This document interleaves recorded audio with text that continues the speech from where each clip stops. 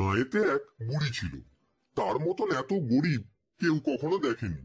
ভিক্ষা করে সে যে কটি চাল পেত, ভাত রেঁধে 4টি রাতের বেলা খেত, বাকিগুলি পরের দিন সকালের জন্য জল দিয়ে রাখত।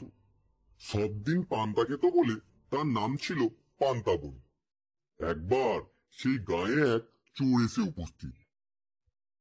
বুড়ির পান্তার সন্ধান পেয়ে সে রোজ রোজ তা খেতে লাগল। চোরের জ্বালায় বেচারি তো অস্থির। একদিন বুড়ি রাজার কাছে নালিশ করতে চলল। যেতে যেতে পথে দেখল একটা বেল পড়ে আছে। বেল জিজ্ঞাসা করল, বুড়ি বুড়ি কোথায় যাচ্ছ? চোরে আমার পান্তা খেয়ে নেয়, তাই রাজার কাছে যাচ্ছি নালিশ করতে। ফিরে যাওয়ার সময় আমায় নিয়ে যেও। আচ্ছা।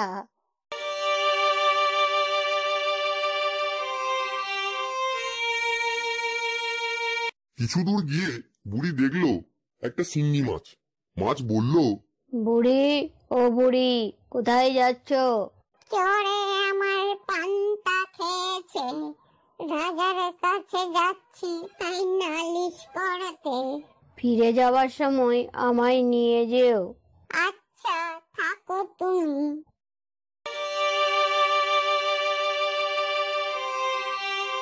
আর কিছু দূর গিয়ে বুড়ি একটি ছুঁচকে দেখতে পেল। ছুঁচ বলল, বুড়ি বুড়ি কোথায় যাচ্ছ? চোরে পান্তা খেয়েছে, রাজার কাছে নালিশ করতে যাচ্ছি। ফিরে যাবার সময় আমায় নিয়ে যেও। আচ্ছা, বেশ বেশ।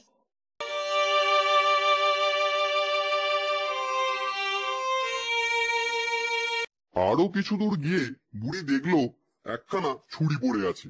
ছুরি জিজ্ঞাসা করলো, বুড়ি বুড়ি কোথায় যাচ্ছ? এতক্ষণ বুড়ি বেশ সহজভাবেই জবাব দিচ্ছিল। ক্রমে তার মাথা গরম হয়ে উঠল। ছুরির কথার উত্তরে সে বিরক্ত হয়ে বলল, যেখানে যাই না, তোর তাতে কি? আহা, রাগ করো কেন? একটা কথা শোনো, ফিরে যাবার সময় আমায় নিয়ে যেও। আচ্ছা আচ্ছা, সে তখন হবে।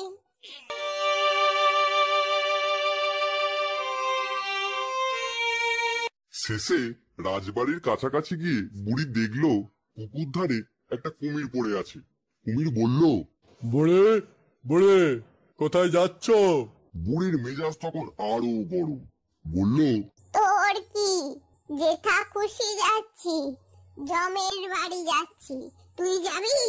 বাপরে বাপ, একেবারে যে আগুন। বলছি কি, ফিরে যাওয়ার সময় আমায় নিয়ে যেও।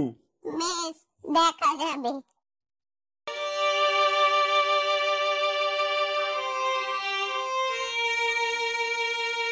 এই যে বুড়ি, গট গট করে কোথায় যাচ্ছ?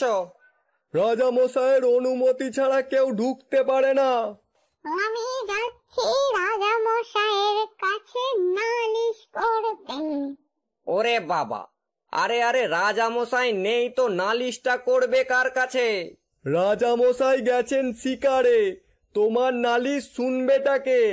ও মা, একে বলে কপালে না থাকলে কি ঠক ঠকালে হবে কি? এরপর বুড়ি লাঠি হাতে ঠক ঠক ঠক ঠক করতে করতে বাড়ি ফিরে যাচ্ছে। বুড়ির মনে না আছে আনন্দ, না আছে খুশি। তবে বাড়ি ফেরার সময় বুড়ি সেই কুমির, ছুরি, ছুঁচ, শিঙি মাছ ও বেলকে বাড়ি নিয়ে এলো।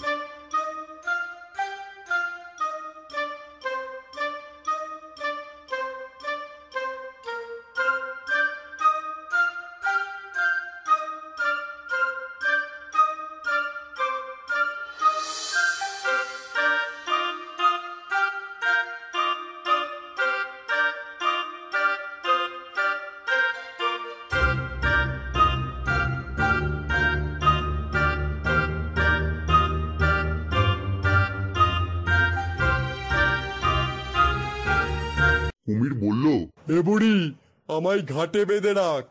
আচ্ছা, তবে তুমি ঘাটেই থাকো। ছুরি বলল, আমায় উঠানে ঘাসে ফেলে রাখো। তোমার যদি তেমনই শখ হয় তাহলে থাকো এখানে পড়ে, দেখবে এতে কাজ হবে। ও বুড়ি, আমাকে বের করবে কখন? তোমারও বুঝি ছোলায় আর মন দিচ্ছে না? দাঁড়াও দাঁড়াও, বের করছি। বাহ, এই জায়গাটা তো বেশ, আমাকে তুমি এইখানেই রাখো। তোমার আবার এই জায়গাটাই ভালো লাগলো? হ্যাঁ হ্যাঁ, আমাকে বরং তুমি ওই দেওয়ালেই পুঁতে রাখো।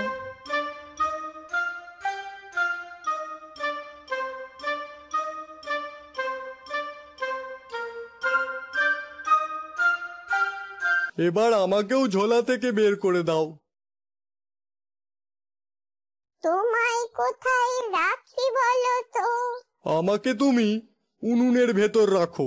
দেখে দেখে তোমার ওই জায়গাটাই পছন্দ হলো? তাহলে থাকো এখানে পড়ে। তা তুমি বাপু কেন একা আর ঝোলাই থাকো? তুমিও গুটি গুটি বেরিয়ে এসো।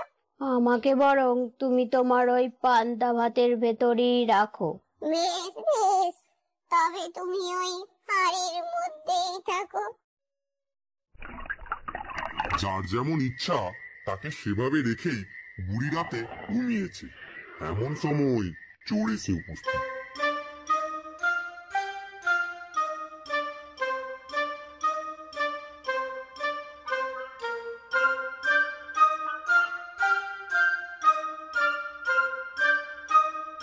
সে যেই পান্তার হাড়িতে হাত দিয়েছে অমনি ওরে বাবা, এ কি ভাতের হাঁড়িতে ও আবার কি?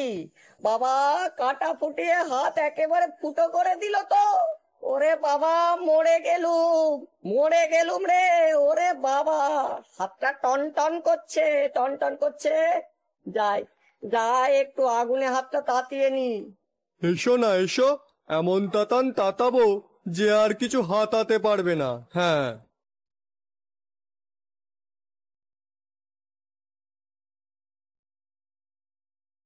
ইয়া বাবা রে বাবা, কি সর্বনাশ রে, কি ফাটলো রে। না না, আজ মনে হচ্ছে এখানে কিছু সুবিধা করতে পারবো না। এবার এখান থেকে মানে মানে সরে পড়ি। ওরে বাবা, চোখেও তো ভালো দেখতে পাচ্ছি না। দূর দূর, দেখাশোনা ছেড়ে প দৌড় মারি আর কি। ওরে বাবা রে বাপ, কোমরটা গেল রে। ওরে উঠতেই পাচ্ছি না। উফ, আহা, বেচারা শাস্তির আর শেষ নেই। দেয়াল ধরে উঠতে যাবে অমনি সুঁচবিদে রক্তারক্তি। ওরে বাপ রে, মারে মরে গেলুম রে। হাত ফুটো হয়ে গেল যে। আমাকে টপকে কোথায় যাবে বাছাধন? এই যে একটা ছুঁচ দেখছি। না না, এক্ষুনি উঠান দিয়ে পালাতে হবে। এসো না এসো, আমিও তোমায় একেবারে কাত করে দেব।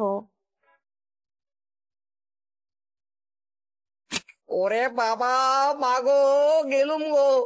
পা কেটে যে একেবারে হা হয়ে গেল। ওরে বাঁচারে।